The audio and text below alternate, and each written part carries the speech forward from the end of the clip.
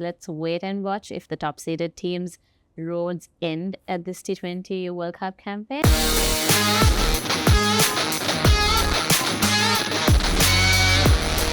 So, Laksisi, having a look at this week's top stories, I'm sure we have a lot to discuss and some exciting sports news.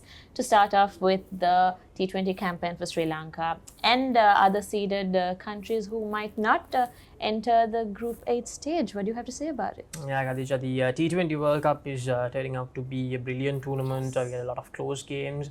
And if we start with the performance of Sri Lanka so far, it has been really disappointing. The batters, we talked about this last week as well after the dismal performance against South Africa. And once again, the batters failed to deliver against Bangladesh. And in that game, Pathum Nisranka gave Sri Lanka such a great start, scoring 47 of 28 deliveries.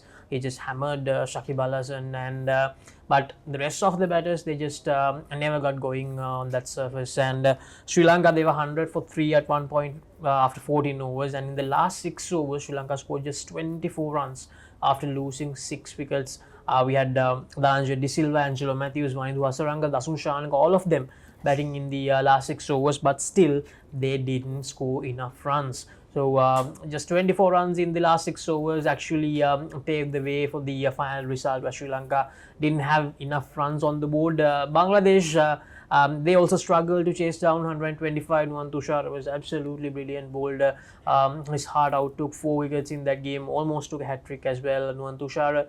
And I think Matisha Padrana bowled decently, but not the best of games for him. And also Mahesh Theekshana, I think he needed to support the others a bit more, bowled a bit short and gave away some easy runs in that power play, in my opinion. And of course, that last 2 overs, Sri Lanka had to go with either Dasun Shanaka or Angelo Matthews, and Dasun Shanaka was given the ball. And unfortunately, that first delivery, which was a full toss, was a bit too easy for Mahmudullah Riyad to deposit for 6, and that we can say that was another turning point of the game. So if we go back to that point once again, Kadhija, I think Sri Lanka not having a proper fifth bowler, I think that goes back to the fact that the selectors and the coaching staff, they don't have the trust on the batters, on the middle order batters and the top order batters. I think because of that, Sri Lanka, they're going with an extra batter. They're playing the Shanaka as well to bat at number 8, or Mahindu Hasaranga to bat at number 8. And because of that, an extra bowler, the chance to play that fifth proper bowler, we don't have that opportunity. I think that came back to haunt us in that game against Bangladesh, because if we had someone like Dushmantha Chameera or Dilshan Madushanka in that game against Bangladesh, I think the result would have been much more different. And I think that was an opportunity Sri Lanka missed, mainly because of the batting issues that we have at the moment. So it's fair to say the batting issues we have is actually making the bowlers' job a bit harder too, because the batters are not performing up to the expectations. So during the chase, Bangladesh, as I mentioned, Nuwan Tushar was brilliant, and Danjay De Silva took a wicket early on, and even they just completely lost their rhythm in the middle stage in that chase, because at one point they needed somewhere around just 6 runs per over, and they had a lot of wickets in hand. But after Tawhid Hridoi's dismissal, Tawhid Hridoi, what a player he's turning out to be for Bangladesh in this World Cup. He hammered Mahindu Hasaranga for 3 sixes in a row, and I think from that moment onwards, it should have been really easy for Bangladesh to get to that target, but still they completely made a mess out of it and almost gave the game away to Sri Lanka. And Sri Lanka losing 2 games in a row in this tournament, losing to Bangladesh for the first time in a T20 World Cup. Now that shows a lot on how much of a downfall it has been for Sri Lanka in the last 10 years, from being champions in 2014 to almost being knocked out in the very first round without even going to the Super 8s in 2024. That shows how much of a downfall it has been for Sri Lanka. So right now, the fate of Sri Lanka is actually not in our hands completely. We need to depend on other teams. We need to depend on Netherlands or even Nepal to make sure that they beat Bangladesh. Bangladesh lost to South Africa in a very close game in their second encounter, almost won the game, lost by 4 runs, Bangladesh. So because of that, now Sri Lanka, they need either Netherlands or Nepal to beat Bangladesh desperately.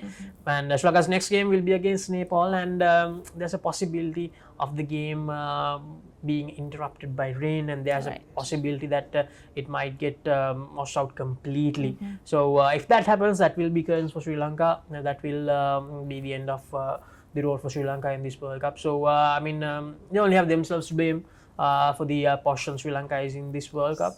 So hopefully there won't be interruptions in that game against Nepal, and we'll see the boys get that first W of the tournament and get their campaign back on track. But that game against Bangladesh, that game between Bangladesh and Netherlands, I believe that will decide the fate of Sri Lanka, because Netherlands, they are playing some quality cricket, they are playing some very good cricket, and I think they look like the side that can actually beat Netherlands more than Nepal. Right. So let's see what happens. And if we talk about the other groups, we are seeing the USA team, one of the hosts. They are just completely turning this whole Wonderful. tournament around with that win against Pakistan. Even themselves, I think they made a little error when they didn't send either Harmeet Singh or Corey Anderson in that chase earlier, because that the game went to a super over, and I think I feel that that was not a game that should have gone to a super over. Okay. USA, they really should have won it quite easily, Right. but yeah, USA then somehow they managed to get the win, and it has been a great story so far for them. Meanwhile, Pakistan in that same group, they have lost both their games, so I think they are currently going on that road of Sri Lanka. We can say Pakistan struggling big time even in that game against India. They had to chase 120 and they just couldn't get the job done. Mohammad Rizwan and Imad Wasim, I think, struggled completely in that chase, scoring just 45 runs in the 60 odd balls that the two faced in that encounter. So Jasprit Bumrah in that game was absolutely phenomenal, 3 for 14 in his 4 overs, bowling 14 dot deliveries. We have talked so much about Jasprit Bumrah, how he is so impactful on any surface, against any opposition, and he has proved that once again. And if we talk about the other groups, England, they are also in a position, very vulnerable position at the moment, and because that game between England and Scotland got washed out because of rain. England now, they need to make sure that they win the remaining 2 games with a good run rate, because they lost to Australia. Yes. Meanwhile, Scotland, they have the Australian game remaining, so they need to make sure even if they lose in a very close game, because against that in that game against Oman, they managed to chase down 150 inside 14 overs. That was a brilliant effort by Scotland, and England, they are under a huge pressure at the moment, and they need to make sure they get big wins in the remaining 2 games of the group against Namibia and against Oman. And if we talk about the group, New Zealand, Afghanistan and West Indies are in.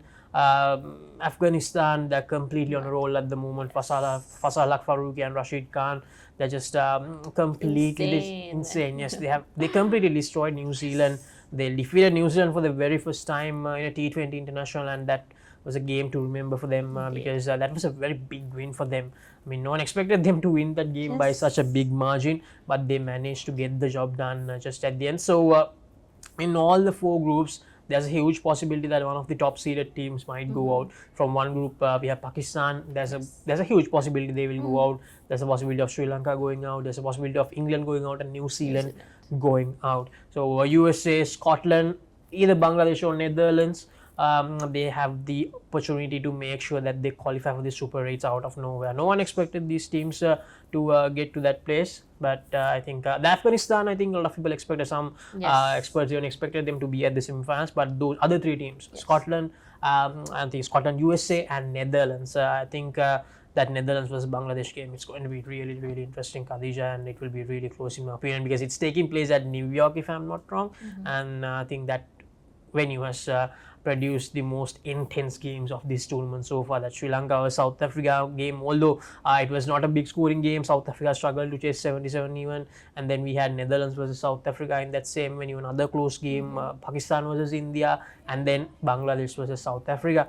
So a lot of close games and a lot of teams, they are trying to stay alive in the tournament. A lot of big teams, top seeded teams, trying to stay alive in the tournament. So I think that's the beauty of a 20 team World Cup, because I think a lot of people wanted this format, wanted the other teams to get an opportunity rather than the top teams always competing for the big prize. And I think it was a brilliant move by the Laksisi, and it's paying off here with all the associate nations performing way more than a lot of people expected them to do. So an interesting week coming up. So by the time we join next week, we will be able to tell whether Sri Lanka has qualified or not, or whether England, Pakistan, all those teams have qualified or not. So interesting week of T20 World Cup coming your way.